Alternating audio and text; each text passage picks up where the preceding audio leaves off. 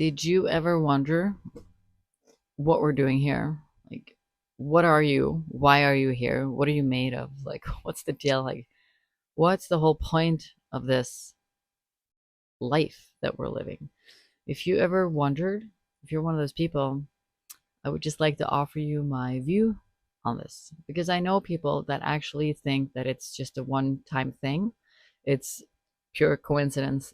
It has nothing to do with anything. It's just, we're just a rock in the middle of the multiverse, I guess. And on this rock, it just happened to be that we're a bunch of blobs of flesh walking around. And some people that I know don't think that we have a soul either. And the first question I get then is, if this was by chance and it's just a one time thing, how on earth do you explain that some people are born into horrible suffering lives? They're born into it, they die in it. It's just a terrible life when it comes to suffering and poverty and whatever, torture, right? And others are born into wonderful lives with abundance and pure love and bliss. And how do you explain that? Like, doesn't doesn't that make no sense then? We just happen to wake up one day into either a terrible experience or a great experience, and then why? So to me, that's just, I makes no sense to me. And the other thing is, if you think that we have no soul, then what is running the blob of flesh that we are? Like, what's running this machine then? And then people will probably say the brain. And then I just want to know, where in the brain does consciousness live? And where does consciousness come from? And if you just say that it's produced in the brain, then I would like to know, how are we connected? How can I connect with other people as well as I do on the other side of the world, different cultures, different religions, belief systems, lives, parents, everything is so different. It's opposite, but we still connect in such a deep level that we do as humans. We can cry and laugh at the same things across the world. We all laugh and cry at the same things. We enjoy the same things. How then are we connected if we were just basically individuals that came here by chance? And sucks to be you if you incarnated into, or if you came into, um or you probably didn't come into, then you didn't incarnate because they don't believe that we have a soul, right? No, I just explain it to me. That's very interesting to me. My take on it is, then we are pure consciousness residing in a human body. We are God embodied. We are fractions. So to me, we are fractions of God. God, unconditional love, the universe, one. It's got a lot of names, but I think it's the same force. It's the same life force. It's source force, right? And this source force, I'm going to say that. It's a source force. And this source force, guys, is really an interesting thing. Okay, don't. Um, but this source, core force, has wanted to experience itself. Like, it's pure light and love consciousness, and it wants to experience itself, and it fractionalizes itself, and then we come out, and we basically, we are, that one embodied in human vessels. So why are we then here and having this human experience? Because there's a lot of darkness here, right? There's a lot of pain and suffering here. Why are we here experiencing this stuff? And I've gone so many years, actually, even suffering, trying to figure this out, because I think it's so painful. I'm getting a call, but I'm going to just let it be.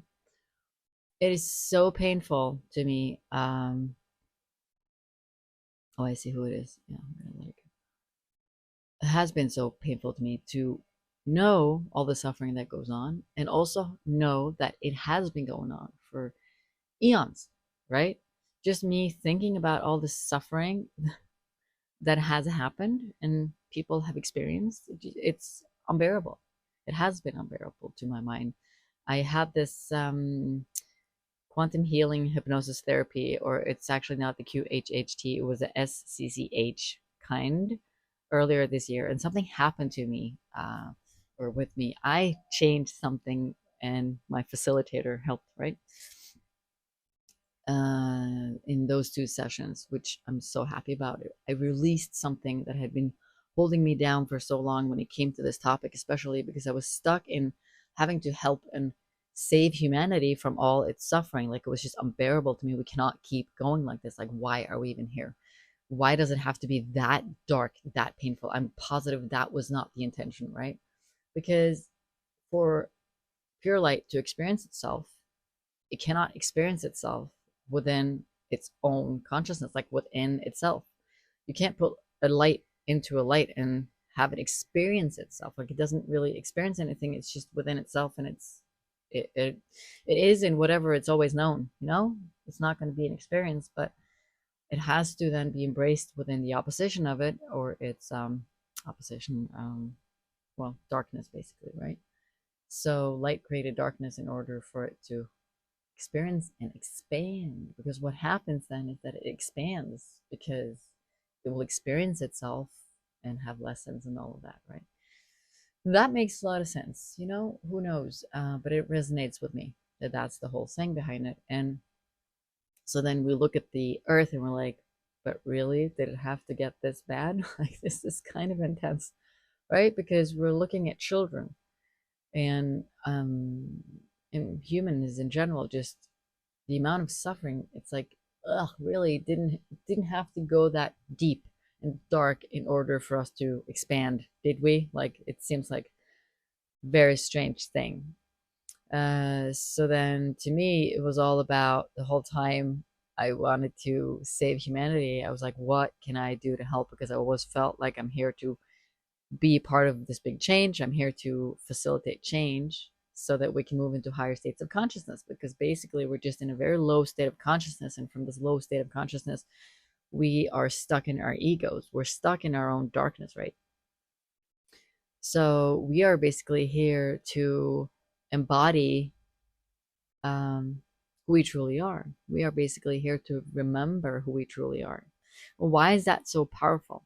Because the way that I see is that we came down here with light and dark within. We were created with light and dark within. Also, a question that I've been wondering a lot about. But why then were we created with light and dark within? Sort of ego heart, right? Ego voice, heart voice, the good and the bad voice that we have in our head, right? Why were we created that way if we constantly fail? Meaning that we've been on pretty high states of consciousness, but then the ego takes over our greed and powery hungry. Here we go. The power hungry part of us takes over, and we self implode. Basically, we cannot handle our own ego. So as we've spiritually advanced, our ego has also advanced, apparently. So it's taken over, and we haven't been able to find the balance yet. Then why on earth were we created like this? We apparently do not handle our own ego, right? And then this thought has come to me, and just to me, it makes it very clear. What more powerful way to overcome or transcend darkness than to put that darkness together in one being with light? To put light and dark within the same being, so that that being actually has to transmute that darkness within, so that the two forces of light and dark can become one. And as I heard that, or thought that, whatever, felt that, I just simply, I saw the DNA strand, the light and the dark, and they go like this with the strings or whatever coming across, right? Like a ladder. Um, so what better way then to, and I don't know, overcome, or what better way to transcend or overcome darkness than to actually put them both, those two forces, in the same being, and make them find a way, dig so deep that they will actually be able to unify the forces. They'll be able to unify the forces within, so that the darkness can no longer control the light. It can no longer control the being. It can no longer mm, reign over. The forces are simply unified, and they just come empowered out of it. They just come out of it empowered on a whole different level. And they're only unified now. They're not ever again going to mm, try to gain power over each other, right? Especially the darkness that tries to gain power over the light. It tries to dim the light so that it can remain in power, right? And you have to remember this can be as within, so without. This is both. So I'm right now I'm kind of looking at it within. I'm looking at it as my own thoughts and my feelings and everything. Like my ego will do anything it can because it's all about survival, right? Anything it can often to dim my light, so to speak, like my true power, my true power source, because for the ego, to the ego, it's very, very scary. That power is extremely scary because it's pretty much uncontrollable. The ego wants control because control is predictable. Control within control, it has it knows, it can predict, and it can plan, and it can know in advance in order to protect, right? In order to survive. But the thing is, then, whenever we move beyond the limitations of our ego, the ego and the nervous system, where all our programming lies, right? Which is programmed to live in accordance with our ego most of the time, will our nervous system will reject our beings coming more into the true selves that we are, our true selves, which is our quantum self, our soul, right? And it will do anything it can to bring us back into the darkness, so to speak, within control, within the limitations of the ego, because the vastness of our soul, the expansion, that's the word, that's the sentence that's been coming so much lately. The vastness of our soul is so terrifying for the nervous system, our ego, that it does anything it can to keep us away from it, basically, because it has no control over it. The expansion is so grand that it cannot be controlled. And then you can apply this to the outer world, and you can think, right, what's the whole deal with keeping us in fear all the time? Like, why do we need to see horrible things on the news all day? Why are there so many fear tactics on the news every single day? Not on the news only, but in movies, in series, in school, in literature, in social media, in programs, shows on television, like everything. It's all embedded with fear tactics and division consciousness, meaning them against us. And that's, there's always a bad guy. There's always a bad guy. There's always this irritating, scary, bad, nasty part or person or being in every single thing we are presented with, right? Which keeps us in deep fear all the time without us necessarily knowing that that's what's running our lives, because it gets triggered in us so much. We're kind of used to it. So we're kind of numb to acknowledging that, oh, we're actually in fear all the time. It's not until you start waking up to your true self and you actually start to dig down and look into, why am I not living my full life? Like, why am I not reaching my goals? Why am I not happy, really? Like, why am I not living the life that I want to? What's holding me back? And you start finding your programs, and then you start to heal your emotions, and you actually start to realize that you've been numbing yourself because there's so much pain you just cannot handle. You don't want to move into all that stuff. It's just too painful. So you just numb yourself. And also, the world is very intense. So we just numb ourselves because it's a lot easier. Then we can kind of function from day to day feeling like we're sort of happy-ish. It's okay. But once you start waking up, you start to allow these wounds and all these programs to come up for healing. It can be very painful. It's a very painful process. But as we do, we actually increase our emotional capacity really, really, really well, which means that now all of a sudden we start to feel better all the time. And this reminds me, I love this. It just reminds me exactly of this. I had a boyfriend way back when I was living in Manhattan. He was a lot older than I was. I am, whatever. He's 16 years older. He's probably still alive. So, uh, but he was in AA. He had been sort of alcoholic, I guess, in his young days. So pretty early, he quit drinking and he was in AA. That's how he did that. And we were listening to these tapes in his car. He was a multimillionaire and he had this Porsche, and we were running around in this Porsche. It's so funny. That whole thing. It's so funny that I had that experience. Um, and then this one tape was so funny. This guy is talking and he's saying, when I started the program, they told me I was going to feel better. And by God, did I start to feel better. I could feel all sorts of things better. I could feel pain, agony, stress, fear, That's the whole point. As you start to heal, your capacity for feeling just increases so much.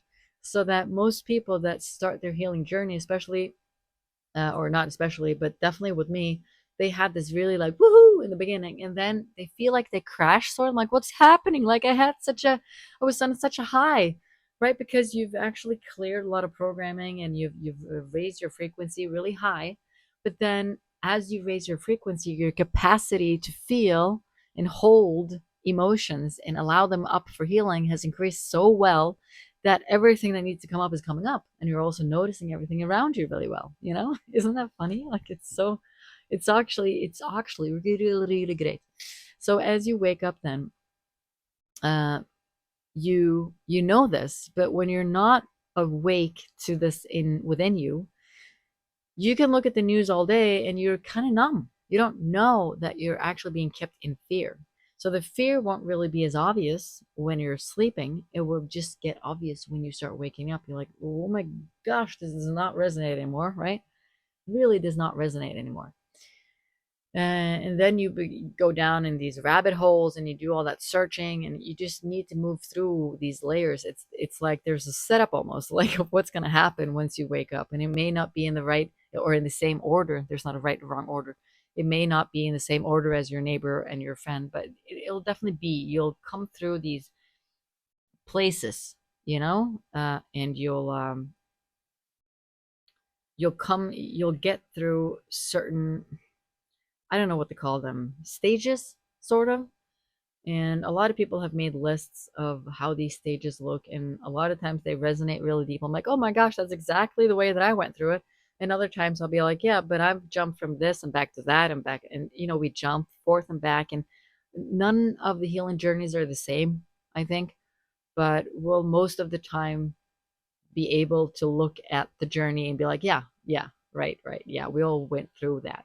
And part of it is getting very aware of whatever is within is also without. A lot of people mean that you first wake up to the reality of the world and then you start waking up to the reality within. I think it's opposite. I think you wake up to the reality within, and then you wake up to the reality of the outside world, because that's what I see the most. But on the other hand, I know that actually I don't. That was really weird that I said that. I think it's opposite.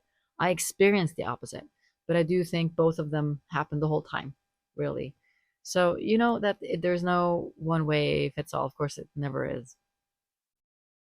But we're basically here then to come into a place of such suffering within that we're just like, there's no other way. I need to be embedded into the darkness so deep that there is no other way than going deep down, digging so deep within that you'll get beyond all these layers of the onion. You'll peel and peel and peel. You'll be crying and shedding and crying, and it's horrible because it's smelly, and the onion is like but you'll go down and you'll be like, there it is, and you'll dig into your core and you'll grab that thing that you're really made of, and you just like, that's the only way. That's why we wanted this level of darkness, because there is a lot of, I mean, we're probably at the point, I've heard this somewhere and that resonates for me. We were at the point of self-destruction again at planet Earth, because it's gotten so dark. The suffering is getting too dark, because if not enough people sort of wake up and balance the darkness out, we will just get kind of stuck in a loop of darkness, all of us, and we just self implode because it's too dark. Makes sense, and it's kind of like, ooh, phew, it can't get darker than this, because then we will self implode, and that's almost like, if we cannot get better now, I almost want us to self implode, because this is not good, right? So what, Instagram? I'm not on Instagram. That's weird. Hmm. It gave me the 5 minute check, but I don't know. I'm not on Instagram. I'm making a video anyway. But yeah. So I guess that's the whole point. It's being embedded in darkness in order for us to really dig deep and get a hold of who we truly are, whatever has been hidden behind the darkness, which we also have within, and we are in it, and it is around us, because we want to find our light through and in our own darkness. Does that make sense? Like, that's how I see it. Like, why? What's the deal with that? Well, it's just such an amazing expansion. Amazing.